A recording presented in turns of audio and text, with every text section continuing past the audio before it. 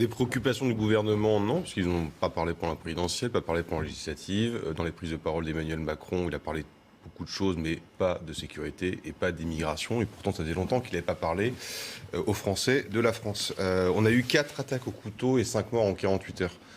Il y a Angers, et malheureusement d'autres villes ont été touchées. On ne connaît pas encore le profil de tous les agresseurs, mais rappelez-vous cette phrase d'Éric Dupond-Moretti qui disait que la France n'était pas un coupe-gorge. Malheureusement, si, la France devient un coupe-gorge. On peut se baser malheureusement que sur du factuel. Et sur le factuel, malheureusement, la délinquance et l'immigration sont liées. Vous savez, on parlait beaucoup de racisme systémique.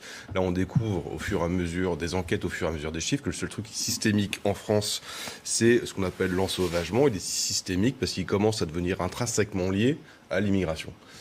Et quand on entend qu'un réfugié soudanais avec un passif judiciaire tue des Français... Il est inscrit au fichier des antécédents judiciaires pour conduite en état d'ivresse, violence et dégradation. Il n'a pas été condamné, c'est pour ça. Effectivement, il n'a pas été condamné. Il a un passif.